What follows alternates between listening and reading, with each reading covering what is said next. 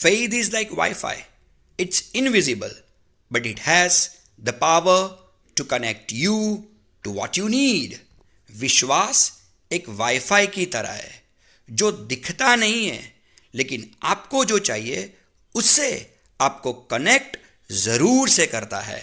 Wifi आपको दुनिया से कनेक्ट करता है, जबकि विश्वास दुनिया बनाने वाले से.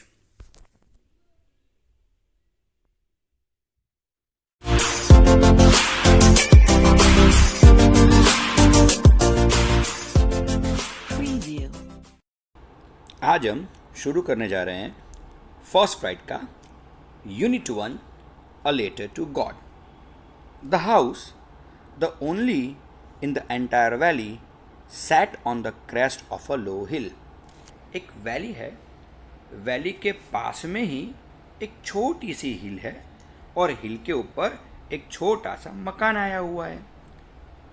From this height one could see the river and the field of ripe corn dotted with the flowers that always promise a good harvest.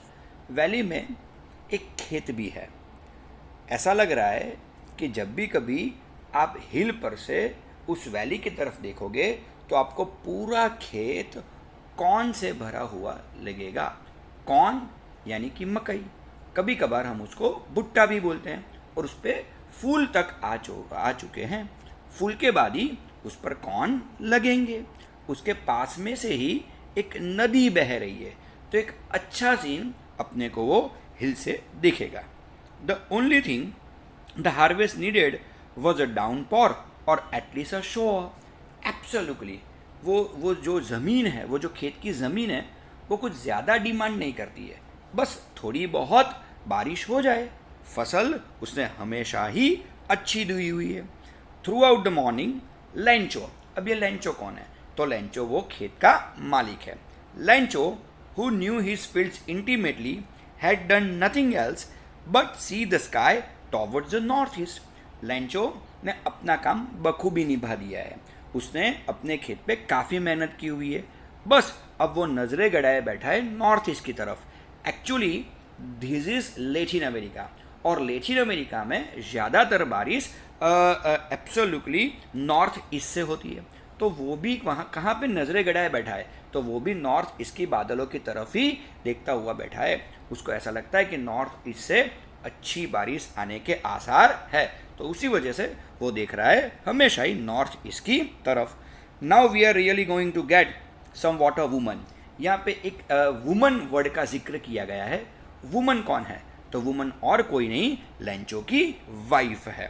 वो घर जाके अपनी वाइफ को बताता है कि मुझे ऐसा लग रहा है कि नॉर्थ ईस्ट से इस बार अच्छी बारिश होगी. The woman who was preparing supper replied yes God willing. Absolutely उसकी वाइफ, वुमन यानी कि लेंचो की वाइफ भी यही बताती है कि हाँ, आपने काफ़ी अच्छी मेहनत की है, मुझे ऐसा लग रहा है कि भगवान इस बार भी अपने को अच्छा साथ देगा. The older boys were working in the field while the smaller ones were playing near the house. Absolutely. ऐसे देखा जाए तो कुछ मेंशन नहीं किया गया है, लेकिन लग ऐसा रहा है कि लेंचो को 4 बच्चे होने चाहिए. 2 बड़े हैं, 2 छोटे हैं. जो बड़े बच्चे हैं वो खेत में काम कर रहे हैं, जबकि जो छोटे बच्चे हैं वो घर के नज़दीक खेल रहे. कब तक खेल रहे हैं? Until the woman called to them all come for dinner. Absolutely. उतने में ही उनकी मम्मी की यानी लेंचो की वाइफ की आवाज़ आती है कि चलो बच्चों, डिनर रेडी है, खाने के लिए आ पहुंचो. It was during the meal that just as Lencho had predicted big drops of rain began to fall. Absolutely. अभी वो लोग खाने बैठे ही थे, अभी थोड़ा बहुत ही उन्होंने खाया था, उतने में ही नॉर्थ ईस्ट से एक अच्छी बारिश शुरू हो गई. It in the north east huge mountains of clouds could be seen approaching. और नॉर्थ ईस्ट से ही बड़े बड़े बारिश के बादल उस तरफ आना शुरू हो गए. The air was fresh and sweet. आप लोगों ने हमेशा ही देखा है, जब भी कभी बारिश होती है, the air is always fresh and sweet. The man went out for no other reason than to have the pleasure of feeling the rain on his body. बस लेंचो अपना खाना अधूरा छोड़कर in the middle of his dinner he went out. Why he went out? Just to feel the rain. बस वो बारिश का मज़ा लेने के लिए, बारिश की फील लेने के लिए वो और उसका पूरा परिवार अपने घर से बाहर निकल जाता है. क्या बात है. And when he return he exclaim, these aren't raindrops falling from the sky, they are new coins. The big drops are 10 cents pieces and the little ones are 5. जब भी वो बारिश में भीग के घर पे वापस आता है, वो अपनी वाइफ को यही बताता है कि ये बारिश नहीं हो रही, ये आकाश में से या बारिश की जगह वो बारिश की जगह पैसे बरस रहे हैं. बारिश की जगह वो अपनी वाइफ को यही बताता है. ओके. वो बोलता है कि जो छोटी बूंदे है वो 5 सेंट्स की है और जो बड़ी बूंदे है वो 10 सेंट्स की है.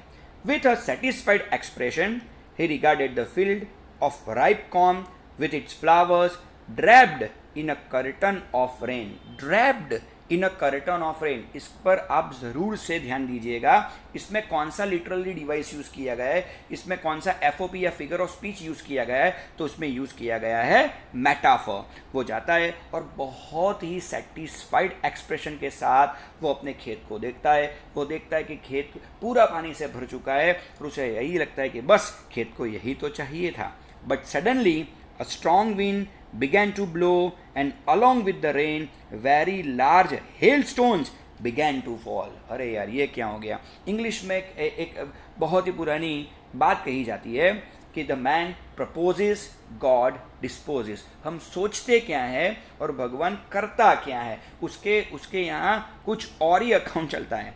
हुआ ऐसा कि अभी तो सब कुछ ठीक चल रहा था, लेकिन अचानक ही वो बारिश कन्वर्ट हो जाती है हेलस्टोन के अंदर. अभी वो जो बारिश हो रही थी वो खुशनुमा वातावरण था, वो चेंज हो चुका है एक तूफान में. This truly did resemble new silver coins. और अभी तक जो भी बारिश की बूंदें गिर रही थी वो अब तक 5 सेंट्स या 10 सेंट्स की थी, लेकिन वही बारिश की बूंदें अब कन्वर्ट हो चुकी है सिल्वर कॉइन्स में. हेलस्टोन्स, बर्फ के ओले गिरना. और जब भी छोटे ओले गिरेंगे तो हमको ऐसा ही लगेगा कि these are silver coins. The boys exposing themselves to the rain ran out to collect the frozen pearls. जो उसके छोटे बच्चे उनको ये सब मालूम नहीं पड़ रहा, उनको तो जैसे ही ओले गिरे वो तो आसपास में दौड़ दौड़ कर वो ओले कलेक्ट करने लगे. It's really getting bad now exclaim the man. I hope it passes quickly. Lencho के दिमाग में बस अब यही बात चल रही है कि अब ये पहले जैसा एटमोस्फियर नहीं रहा है, इट इज़ गेटिंग बैड. और वो सोचता है मन ही मन में कि जल्दी चला जाए तो अच्छा है, क्योंकि ये उसके खेत के लिए, ये उसकी फसल के लिए अच्छा नहीं है. It did not pass quickly. Again हुआ ऐसा, उसने सोचा कि जल्दी निकल जाए तो अच्छा है, लेकिन वो जल्दी वहाँ से निकलता नहीं है. For an hour the hell, the garden, the hillside, the cornfield, on the whole valley, the field was white as if covered with snow. ऐसा हो गया कि पूरा जो हिलस्टोन था, जो बर्फ के ओले थे, घर पर भी गिरे, खेत में भी गिरे, आसपास में सभी जगह गिरे, जैसे कि पूरी बर्फ की चादर बिछी हो. दूर से अगर देखेंगे तो वैसा लगेगा जैसे नमक की पूरी चादर सभी जगह बिछ गई हो, ऐसा लगेगा. Not a leaf remain on the trees. एक भी पत्ता पेड़ पे नहीं था. The corn was totally destroyed. उसके खेत में जो कॉर्न की पूरी फसल थी वो कंप्लीटली डिस्ट्रॉय हो गई. The flowers were gone from the plants. Flowers भी, जितने भी कॉर्न पर फ्लावर्स लगे हुए थे वो फ्लावर्स भी वहाँ से चले गए. तो अब भविष्य में भी ऐसा नहीं लग रहा कि वहाँ पे कॉर्न उग पाएंगे. Lencho soul was filled with sadness. वो काफ़ी दुखी हो गए सब देख के. When the storm had passed, he stood in the middle of the field and said to his sons, a plague of locusts would have left more than this. बस वो वहाँ अपने खेत के पास खड़ा है, जो अपने बड़े बच्चे हो उनको बुलाता है और खेत देख के यही बोलता है कि इससे ज़्यादा तो a plague of locusts would have left more than this. A plague of locusts would have left more than this. इसका मीनिंग क्या? तो इसका मीनिंग है ज़्यादातर जितने भी अपने किसान हैं वो त्रस्त रहते हैं टिड्डियों से. लोकस को हिंदी में बोलते हैं टिड्डियाँ. ओके, गुजराती में उसे बोलते हैं तीड़। तो would have left more than this, वो पूरे झुंड में आते हैं और पूरे खेत को तबाह करके जाते हैं। लेकिन ये जो हेलस्टॉर्म हुआ है, उन्होंने तो टिड्डियों से भी ज़्यादा बर्बादी वहाँ पे मचाई हुई है। The hell has left nothing, वो अपने बच्चों को बताता है कि the hell has left nothing, ये इस तूफान ने, ये बर्फ़ के ओलों ने कुछ भी हमारे लिए छोड़ा नहीं है। This year we will have no corn, मुझे नहीं लगता कि इस साल अपने को कॉर्न मिलेगा। That night was a sorrowful one, all over work for nothing, there is no one who can help us, we will all go hungry this year. बस वो अपने परिवार को एक ही चीज़ बताता है कि मुझे नहीं लगता इस बार अपने कोई भी सोर्स ऑफ इनकम रही होगी या अपने खेत में कुछ भी बचा है, इस साल हमें भूखे मरना ही पड़ेगा, ऐसा उसे लगता है। But in the hearts of all who lived in that solitary house in the middle of the valley, there was a single hope, help from God. बस रात को किसी को भी नींद नहीं आई, सभी लोग करवटें बदलते रहे, लेकिन सबके दिमाग में सिर्फ और सिर्फ एक ही सोच चल रही थी कि कोई हमारी मदद करे या ना करे। एक आदमी है, एक सोर्स ज़रूर से है जो अपनी मदद हमेशा ही करता है, और वो है भगवान, वो है God. Don't be so upset even though this seems like a total loss, remember no one dies of hunger, that's what they say, no one dies of hunger।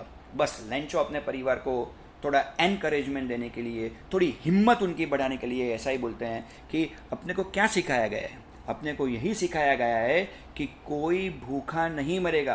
अगर ऊपर वाले ने अपने को पृथ्वी पे भेजा है, अगर उसने हमको पेट दिया है तो खाना भी वही देगा, ऐसा हमने कई बार सुना है। बस इस बार इसे सच साबित करने का टाइम हो गया है। मुझे नहीं लगता कि हम भूख से मरेंगे, ऐसा लेंचो अपने फैमिली को बताता है। All through the night Lencho thought only of his one hope, the help of God, whose eyes as he had been instructed see everything, even what is deep in one's conscious। Absolutely, बस उसके दिमाग में सिर्फ एक ही बात चल रही है कि और कोई हमारी मदद करे ना करे, भगवान हमारी मदद करेगा और उसको करनी ही पड़ेगी। क्यों?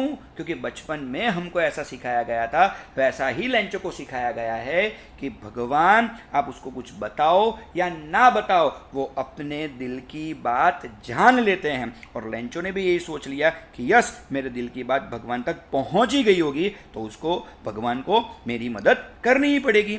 Lencho was an ox of a man. Ox of a man means what? Ox of a man means वो बहुत ही मेहनती आदमी है। When ever somebody tells you like this कि you are an ox of a man, take it as an appreciation, he is telling you you are hard working like an animal in the fields। और वो जानवरों की तरह अपने fields में हमेशा ही काम उसने किया है। But still he knew how to write। भले ही वो ज़्यादा पढ़ा लिखा नहीं है, लेकिन उसे लिखना ज़रूर से आता है। The following Sunday at a daybreak, he began to write a letter which he himself would carry to town and place in the mail। It was nothing less than a letter to God। Absolutely, Sunday की बात हो गई, ये सब तो पूरा hailstone बेलस्टोन सब चला गया। संडे आया, संडे वहाँ की पोस्ट ऑफिस खुली रहती है। उसने क्या किया? एक लेटर लिखा। किसको लेटर लिखा? नथिंग लेस देन अ गॉड। ओके, एब्सोल्युटली उसने गॉड को लेटर लिखा और उसने सोच लिया कि आज ही मैं जाके ये लेटर भगवान को पोस्ट करूंगा। सही है भाई।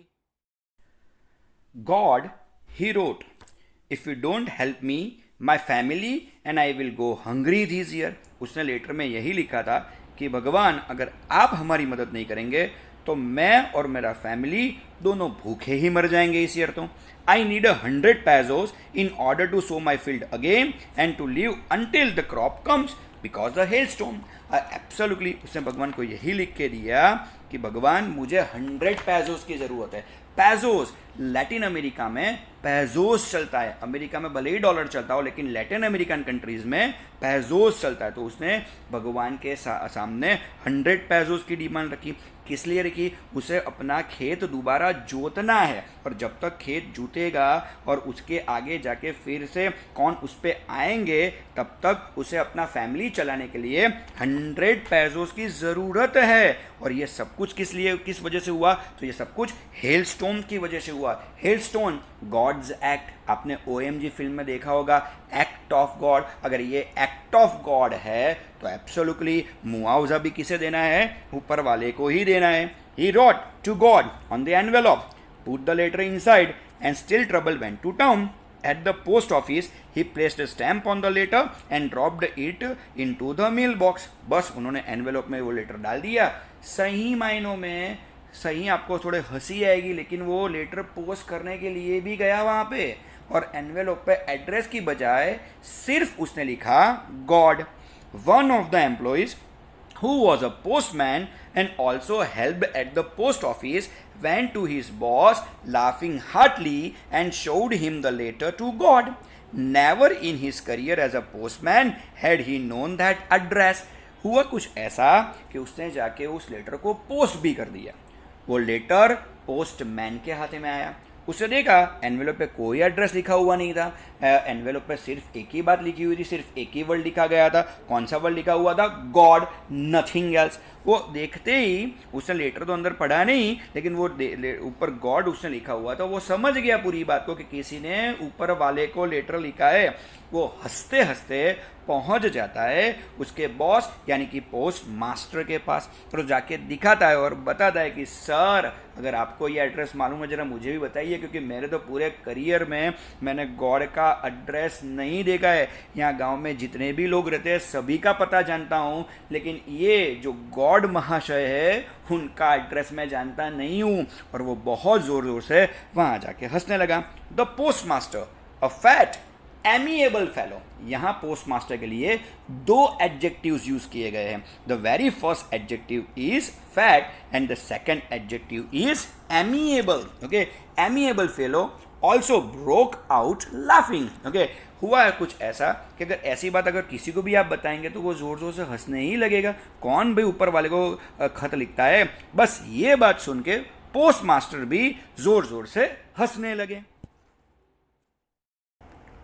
But almost immediately he turned serious and tapping the letter on his desk, he commented, "What fate! I wish I had the fate of the man who wrote this letter, starting up a correspondence with God." Absolutely. पहले तो post master ने पूरी बात हंसी में निकाल दी।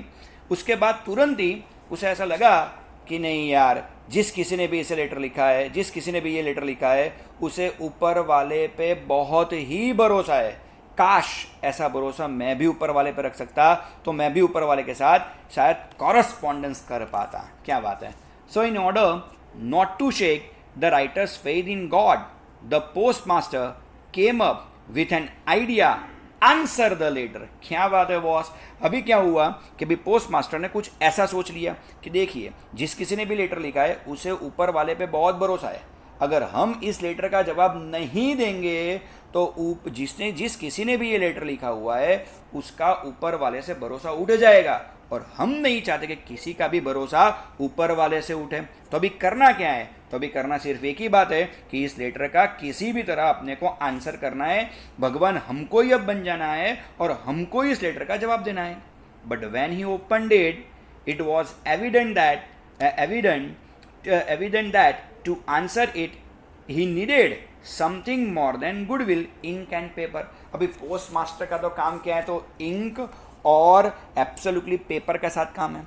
जब भी उसने उस लेटर, वह एनवेलोप में से लेटर बाहर निकाला, वो लेंचो का लेटर पढ़ता है। लेटर पढ़ते ही उसे समझ में आ गया है कि यार इसमें सिर्फ इंक और पेपर की ज़रूरत नहीं पड़ने वाली, यहाँ पे उससे भी ज़्यादा कुछ ज़रूरत पड़ने वाली है। क्यों? क्योंकि लेंचो ने लेटर में 100 पैसों की डिमांड भगवान से की है। अगर आप अब भगवान बन के लेटर का जवाब दे रहे हो तो एब्सोल्युटली कहीं से भी आपको 100 पैसों की व्यवस्था, 100 पैसों की कहीं ना कहीं से व्यवस्था करके लेंचो तक पहुंचाना पड़ेगा। But he stuck to his resolution. He asked for money from his employees. He himself gave a part of his salary, and several friends of his were obliged to give something for an act of charity. बहुत ही बढ़िया। मैं यहाँ बोलूँगा कि शायद यहाँ सबसे अच्छा आदमी अगर कोई है तो वो पोस्ट मास्टर ही है।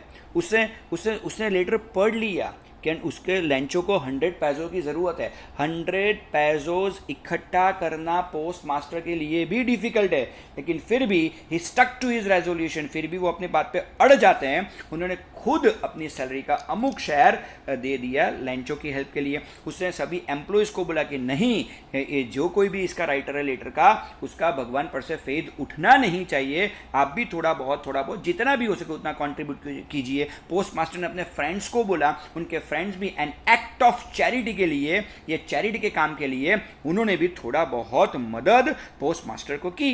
It was impossible for him to gather the 100 pesos, so he was able to send the farmer only a little more than half. हुआ कुछ ऐसा कि बहुत हाथ पैर मार लिए, लेकिन फिर भी 100 पैसों की जो कोई भी व्यवस्था थी, वो बंदोबस्त था, वो पोस्ट मास्टर नहीं कर पाए।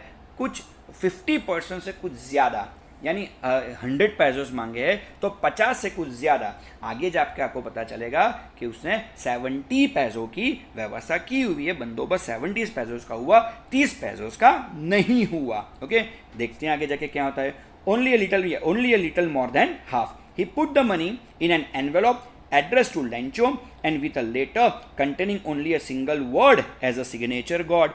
एब्सोल्युटली उससे पूरा लेटर लिख दिया, 70 पैसोज उसके अंदर डाल भी दिए और बस नीचे सिर्फ एक ही वर्ड लिखा, that word was God. The following Sunday Lencho came a bit earlier than usual to ask if there was a letter for him. It was the postman himself who handed the letter to him, while the postmaster, experiencing the contentment of a man who has performed a good deed, looked on from his office. Post master तो उनके सामने नहीं आते हैं। तो दूसरे Sunday पे हुआ कुछ इस तरह से कि लेंचो थोड़ा जल्दी ही आ जाता है। पोस्ट मास्टर वहाँ पे, पोस्टमैन वहाँ पे आके पूछता है कि मेरा भगवान की तरफ से कोई खत आने वाला था, कोई खत आया है? ऐसा कि वो पोस्ट ऑफिस में इंक्वायरी करता है। पोस्ट मास्टर को और पोस्ट मैन दोनों को पता चल जाता है कि यही आदमी है जिसने ऊपर वाले को खत लिखा था। एब्सोल्युटली पोस्ट मास्टर जो कि भी है वो अपने ऑफिस से लेंचो की तरफ देख रहे हैं। पोस्टमैन वहाँ पे जाता है, लेंचो के हाथ में वो एनवेलोप रखता है और बोलता है कि हाँ, भगवान की तरफ से एक खत तो आया था, ये खत आप ही का है। बस with satisfaction, okay, experience his goodwill, post master वहाँ पे देखता रहता है। Lencho showed not the slightest surprise on seeing the money. Such was his confidence. उसने एनवेलप खोल के देखा लेंचो ने, अंदर से पैसे तो निकले। पैसे देख के उसे सरप्राइज तो होना चाहिए था, लेकिन वो बिल्कुल ही सरप्राइज नहीं होता है। इतना सारा कॉन्फिडेंस उसे ऊपर वाले पे था। But he became angry when he counted the money. लेकिन जब भी उसने पैसा गिनना शुरू किया तो पैसे पूरे 100 पैसों तो नहीं है ना, वो पैसे तो सिर्फ 70 पैसों है, 30 पैसों कम है। तो जब उसके मालूम पड़ा कि इसमें 30 पैसों कम है तो वो खुश होने की जगह पे गुस्सा हो गया। God could not have made a mistake nor could he have denied Lencho what he had requested. वो मन में ऐसा सोचता है कि भाई भगवान से कभी गलती हो ही नहीं सकती, और मैंने भगवान को कुछ मांगा है, पहली बार जीवन में कुछ मांगा है, तो भगवान उस पर इनकार भी नहीं कर सकते। उससे मन में ये भी सोचा कि अगर भगवान को एक भी रुपया भेजना ही नहीं था तो वो बिल्कुल पैसे नहीं भेजते। 70 पैसों क्यों भेजते? अगर भेजते तो पूरे 100 पैसों भेजते या कुछ नहीं भेजते। ये बीच वाला मामला क्यों रखा है? वो 70 पैसों क्यों भेजा भगवान ने? ये शब्द उसके दिमाग में उसी टाइम पे चल पड़ा।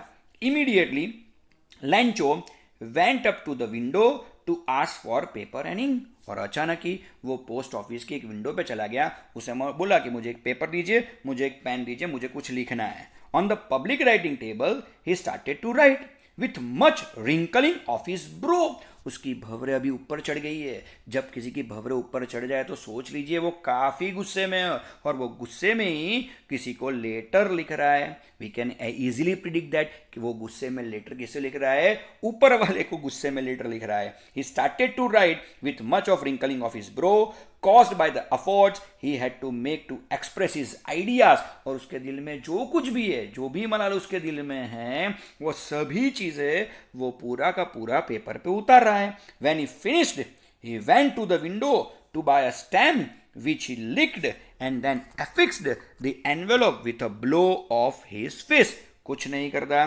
सीधा वो पूरा लेटर लिखता है, एनवेलोप में डालता है, दोबारा टिकट विंडो पे जाता है, वहाँ से टिकट लेता है और एब्सोल्युटली ही लिख द टिकट्स, जैसा हम करते हैं वैसा ही लैंचो ने किया एब्सोल्युटली, और वो टिकट एनवेलोप पे लगा देता है। लेकिन इस बार बहुत ही जोर से एक मुक्का उस स्टैम्प पे मारता है। हम भी कभी ऐसा कुछ करते हैं, लेकिन जोर से मुक्का नहीं मारते, धीमे से मुक्का मारोगे तो भी वो स्टैम्प के पीछे गम रहता है, वो चिपक जाएगी। लेकिन इस बार तो लेंचो काफी गुस्से में, तो जोर से उसने एक दो फिस्ट यानी मुक्का, एक दो मुक्का वो स्टैम्प को मार दिया, स्टैम्प को चिपकाने के लिए।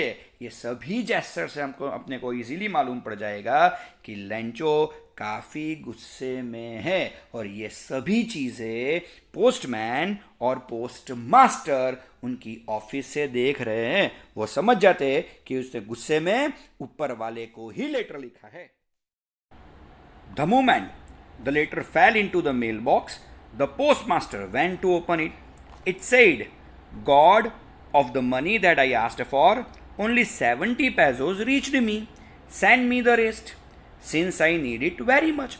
जैसे ही उसने लेटर लिख दिया, वो स्टैम्प चिपका दी, उसने जाके मेल बॉक्स में उसे ड्रॉप कर दिया।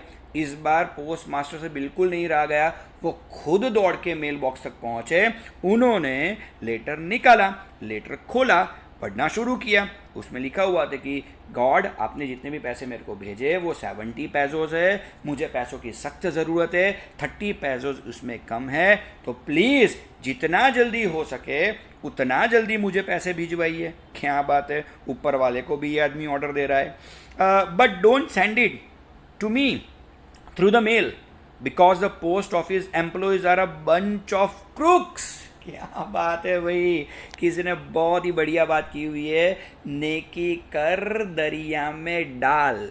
एक बार अगर आपने कोई नेकी का काम कर दिया हो तो दोबारा मुड़ के मत देखिए कि वो कैसे टर्न आउट हुआ है, क्या हुआ आगे, क्या नहीं हुआ, ये सब चीज़ों में मत पड़िए। किसी ने बहुत ही बढ़िया बात लिखी हुई है, नेकी कर और दरिया में डाल, भूल जा तूने नेकी की हुई है। ये पोस्ट मास्टर यहाँ पे परेशान इसी वजह से हो रहा है कि उसने नेकी तो कर दी, पर आगे जाके वो देख रहा है कि क्या हुआ और क्या नहीं हुआ। बस यही देखने की उसे ज़रूरत नहीं थी। क्यों? क्योंकि जैसा ही उसने लेटर पढ़ा, लास्ट लाइन जो लेंचो ने लिखी हुई थी, वो लाइन पढ़ के पोस्ट मास्टर पूरा शॉक में चले गए, क्योंकि इन लाइन्स में लिखा हुआ था कि अगर भगवान आप मुझे 30 पैसों सेंड कीजिए, लेकिन दोबारा ये गलती मत कीजिए, don't send me through mail, मुझे एनवेलोप थ्रू या पोस्ट ऑफिस के थ्रू पैसे मत भेजिएगा, क्योंकि ये पोस्ट ऑफिस के जितने भी एम्प्लॉयज है वो सारे के सारे क्रुक्स है, सारे के सारे चोर है। बोलो बताइए, आपने 100 पैसोस भेजे थे, उन्होंने मुझे सिर्फ 70 पैसोस दिए, यानी कि 30 पैसोस कौन खा गया? एब्सोल्युटली पोस्ट ऑफिस का स्टाफ खा गया, जिन्होंने मदद की, जिन्होंने इतना कुछ किया। पोस्ट मास्टर ने अपनी सैलरी तक लेंचो को दे दी, और उसे मालूम क्या पड़ता है, उसे बुलाया क्या जाता है? तो उसे क्रुक कह के बुलाया जाता है। तो किसी ने बहुत ही बढ़िया बात की हुई है कि नेकी कर दरिया में डाल, मत सोच आगे क्या हुआ और क्या नहीं हुआ। बस पोस्ट मास्टर दुखी इसी वजह से हुआ कि उसने जाके देखा कि लेंचो ने दोबारा लेटर में क्या लिखा है, वो उसे देखने की कोई ज़रूरत नहीं थी। फिर भी चलो, आपको कहीं ऐसा लगेगा कि इतना अच्छा काम किया फिर भी उसे गालियाँ पड़ी, नहीं। अच्छी बात यह है कि कोई भी सिचुएशन हो, अपने को ऊपर वाले से फेद हटाना नहीं है।